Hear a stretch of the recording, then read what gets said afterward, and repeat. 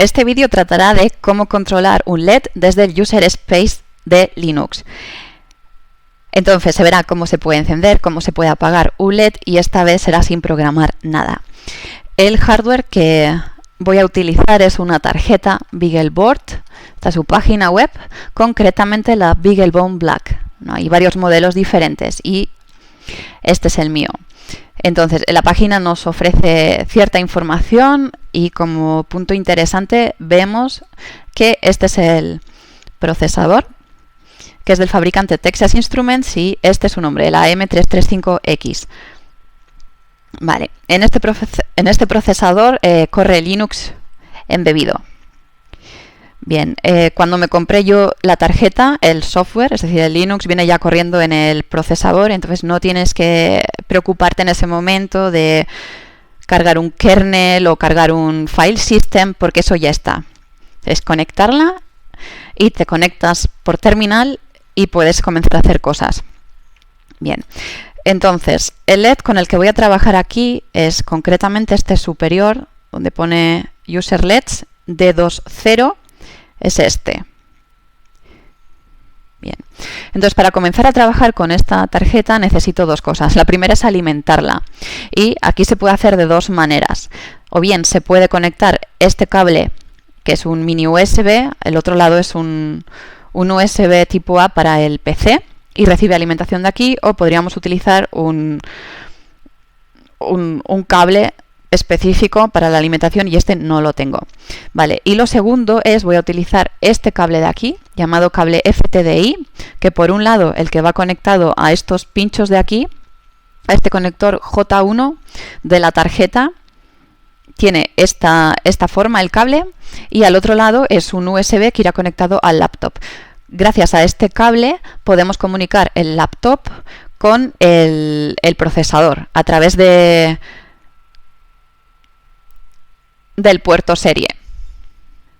Y con un programa como Minicom podremos comunicarnos con él.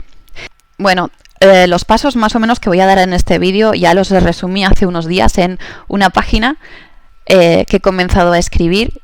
Esta es su URL, Wild Truth and Dream, como el nombre del canal, y esta es concretamente la entrada, control de los LEDs desde el User Space. Bueno, tengo la tarjeta ya alimentada y conectada a través de ese cable FTDI al puerto serie. Abro un terminal con control alt T y le doy zoom, etc. Bien, y ahora voy a abrir el programa Minicom, que es el que me va a permitir conectarme con ese Linux que está corriendo en el procesador. Vale, el BeagleBone Login por defecto el usuario es de nombre Debian y el password viene indicado aquí, que es temppwd. Bien, estamos dentro y aquí podemos ver el command prompt. Vale, hago un clear para que me limpie la pantalla. Aquí nos vamos a ir con el comando cd, change directory, a un directorio llamado sys. Y este es un directorio especial. Se llama pseudosistema de archivos. Y lo que ocurre es que el kernel ha exportado los contenidos que hay en este directorio, los ha exportado al User Space. ¿Y qué contenidos especiales tiene este directorio? Bien, lo listamos con ls, list, y lo que hace es representar esa jerarquía que organiza el kernel del hardware del sistema. El kernel es responsable de inicializar el hardware y además tiene drivers implementados en él para el mismo. Así, desde el User Space, nuestras aplicaciones pueden de alguna manera acceder parcialmente a ese hardware. Pero el que tiene control siempre es el kernel. Vale. Dentro de este directorio hay uno que es class, que es con el que vamos a trabajar ahora. Nos vamos a el directorio class, lo listo. Estas son las clases de dispositivos que el kernel ha exportado. Es decir, esos drivers que están implementados en el kernel crean una serie de clases de dispositivos y de esta manera se exportan aquí. Por ejemplo, aquí está la clase LED, que es con la que vamos a trabajar ahora. Voy al directorio, también es un directorio LEDs, y hago un list. Voy a hacer primero un clear. Bien, hago un ls-l para que lo muestre todo. Bien, entonces este directorio lets tiene a su vez también 4 subdirectorios que tienen estos nombres. Cada uno de estos subdirectorios me representa uno de esos lets que hemos dicho antes, que eran los user lets que ponía en la serigrafía. Y el que voy a utilizar ahora para controlar ese led de arriba, ese D20, es el user BeagleBone Green user 0. Bueno, esto de green no sé qué viene porque el LED es azul, así que el que lo ha programado, en fin, cd BeagleBone, me voy a este directorio, vuelvo a hacer un ls list, y aquí dentro hay una serie de elementos. Estos elementos se llaman atributos, son los atributos correspondientes al LED, a ese LED user 0, a este de aquí. Y estos atributos son algo así como archivos, digamos que son pseudoarchivos, no son archivos normales, pero son archivos en el sentido de que podemos escribir algo y podemos leer algo. Cuando escribamos algo en estos archivos vamos a poder modificar esos, un atributo de una propiedad, ejercer una acción, según que esté implementado en el driver, sobre el dispositivo que es el LED user 0. Bueno, aquí vamos a trabajar con dos atributos. Uno es el brightness y otro es el trigger.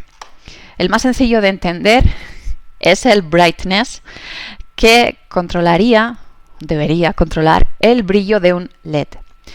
Bueno, en este caso, y esto lo sé porque lo he leído en la documentación, ese atributo brightness soporta dos valores, o 0 o 1, es decir, 0 apagado, 1 encendido. Normalmente el brillo es un rango de valores y un LED lo puedes encender con diferentes niveles de intensidad de brillo. No es el caso. Bien. Y el otro es el trigger, que luego vamos a ver qué es.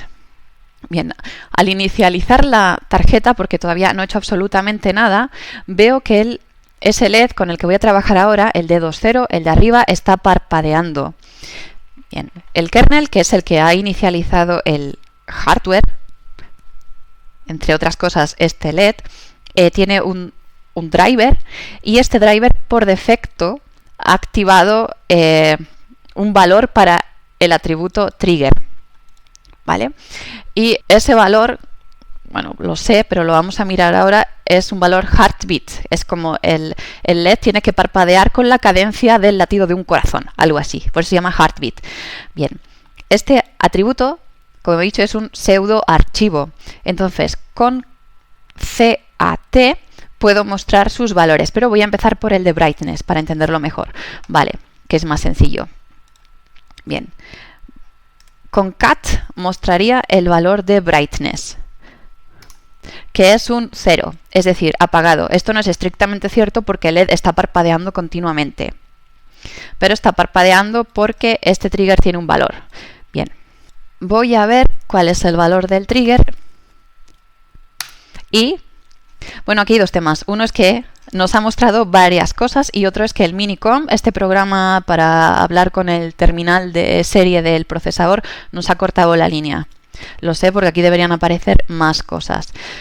Bien, entonces hay que cambiar una configuración que se llama Line Wrap, Stack Overflow, me lo contó. Pulso Control A y ahora la tecla W. Y ahora vuelvo a hacer CAT, trigger, para mostrar los contenidos, y aquí he hecho CAT-trigger y aquí me salen todos los valores posibles que puede tomar el atributo trigger. Y dices, pero si lo estoy leyendo, ¿qué atributo tiene? Bueno, estos son todos los posibles y el que viene entre corchetes es el valor actual que el driver carga en ese trigger, que es el heartbeat. De ahí que este LED parpadee con esa cadencia. Vale, como quiero utilizar el brightness, apagarlo y encenderlo, voy a quitarme el trigger de encima. Y para eso voy a escribir, hemos dicho que es un pseudoarchivo, se puede escribir y leer. Voy a escribir none. None es que este trigger no me haga nada sobre el LED, nada raro. Queremos encenderlo y apagarlo, nada más. Vale, entonces con echo, SHO, voy a escribir un none, o sea, no hagas nada sobre el atributo trigger. Bien. El LED se ha apagado. Ahora hago un clear. Bien. Vuelvo a hacer un ls para recordar que hay un atributo, brightness, que es el que me interesa ahora. Y con echo voy a escribir un 1 en ese atributo brightness. Y el LED se enciende. Y si escribiera un 0, el LED se apaga. ¿Vale? Y bueno, podría ir experimentando también con los valores de trigger para ver qué es lo que ocurre. En realidad no he encontrado mucha información entendible sobre este tema y he probado algunas cosas. Pero el más bonito de entender o el más fácil es el de Heartbeat. Escribes echo, ¿cómo era? Un momento. Muestro primero los valores posibles del atributo. Entonces, bueno, ahora es none, por eso none está entre corchetes, no hay, el valor de trigger es ninguno. Y escribo echo heartbeat en trigger y lo he escrito mal y efectivamente no se puede escribir cualquier cosa, sino solo uno de los valores permitidos. Muy bien. ¿Y qué he escrito? He escrito el heartbeat sin T. He escrito un heartbeat. Bien. Bueno, si lo escribo bien, heartbeat con una H y con una T en medio. Heartbeat trigger. Ya. El LED comienza a parpadear con esa cadencia de latido de corazón. Bueno, hasta aquí la clase LED desde el user space. Voy a poner a none de nuevo este atributo trigger porque ahora vamos a ver otra cosa y me molesta el valor del trigger para ello, ¿vale? O sea, el valor de heartbeat en el trigger. No quiero que el LED parpadee.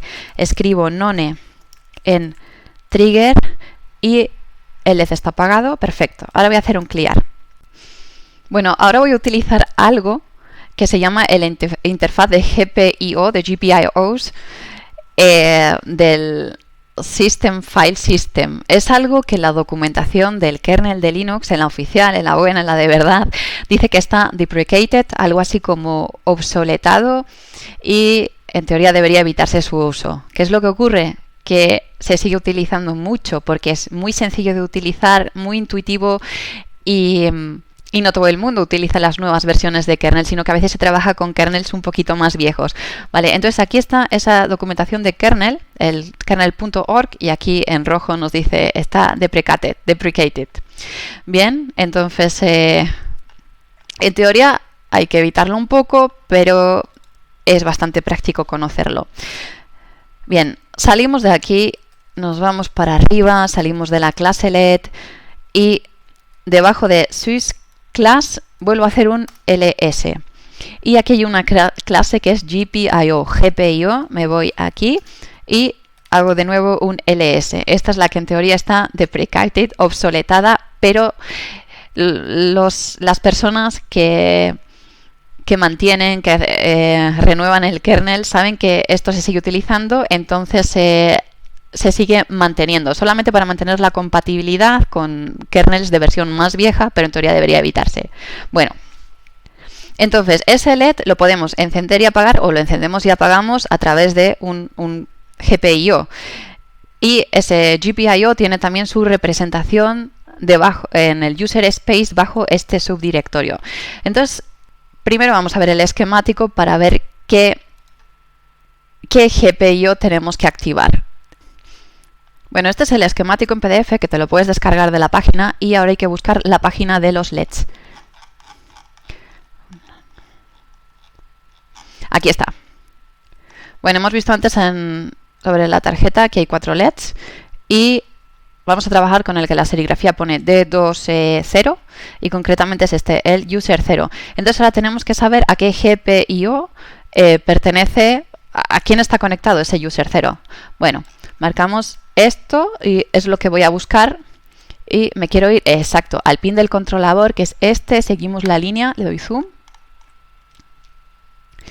y es este de aquí, es el GPIO 1-21. ¿Esto qué significa? Bueno, los GPIO se ordenan así como en bancos y dentro del banco, este sería el banco número 1, de ahí el GPIO 1, y el pin 21. Es decir, a este LED ha sido conectado al pin 21 del banco 1 de GPIOs.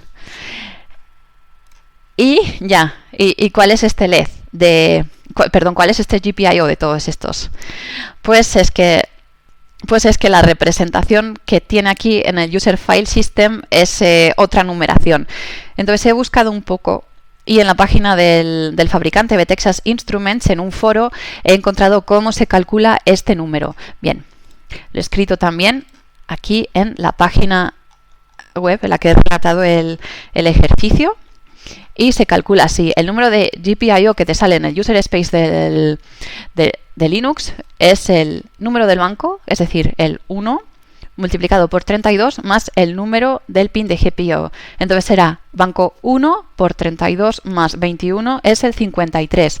Entonces en el user space ese GPIO 53 controlará el LED user 0. Bien, ¿dónde está el 53? 50, 51. No hay 53. ¿Por qué? Bien, como hemos dicho, en este pseudosistema de archivos que representa la jerarquía hardware del sistema, el kernel exporta cosas. Pero es que el kernel no ha exportado el GPIO 53. Nos ha exportado la clase LED, pero el GPIO 53 no. Porque en teoría hay que utilizar la clase LED. Pero es que esto nos sirve muy bien para entender cómo funcionan los GPIOs exportados, que deben evitarse según la documentación, pero todo el mundo o mucha gente, no todo el mundo lo hace. Entonces vamos a exportarlo. Se puede exportar manualmente escribiendo simplemente en este archivo. No es un archivo, es un pseudo archivo, y cuando yo escriba algo ahí, pues ocurrirá algo. Y con echo escribo un 53 porque es el número que quiero exportar, o el número de GPIO que quiero exportar, y lo escribo en el archivo export. Bien, le doy a Enter y ahora voy a hacer un ls y veo que aquí estás. Ha aparecido ese directorio GPIO 53. Hemos exportado este GPIO al user space. Bien, para desexportarlo, bueno, para que desapareciera, escribiríamos aquí. Y ahora eso no me interesa. Bien, voy a ir dentro de este directorio, el GPIO 53, hago un clear y ahora voy a hacer un ls. De la misma manera que la clase LED tenía atributos, la clase GPIO también tiene atributos. Y aquí hay dos que son los más sencillos de controlar, que son la dirección y el valor. La dirección, bueno, un GPIO puede ser de entrada o de salida. En este caso estamos conectados a un LED y queremos que salga una señal. Si sale una señal, se enciende. Si no sale nada, se apaga. Pues sale un 0, se apaga.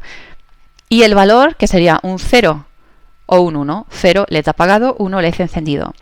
Entonces estos pseudo archivos se pueden escribir y leer. Veamos qué hay en cat direction, que es un out, es decir, el GPIO 53 es de salida.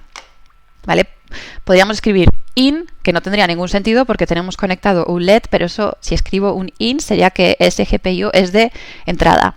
Bien, dejamos dirección como está porque está bien y voy a escribir en valor. Vamos a ver qué valor tiene ahora. Value 0. 0 y el LED está apagado. Bien, quiero escribir un 1. Quiero escribir un 1 y eso lo hago con un echo, no sé cómo se pronuncia, y el LED se acaba de encender. Y si ahora escribo un 0, el LED se acaba de apagar. Bien, como he dicho, esto es muy intuitivo, pero esta clase GPIO hay que evitarla un poco, según nos dicen las personas expertas en kernel. Bueno, en el user space podríamos hacer un programa para controlar este LED y se puede hacer también de varias maneras diferentes, pero eso se queda para otro vídeo.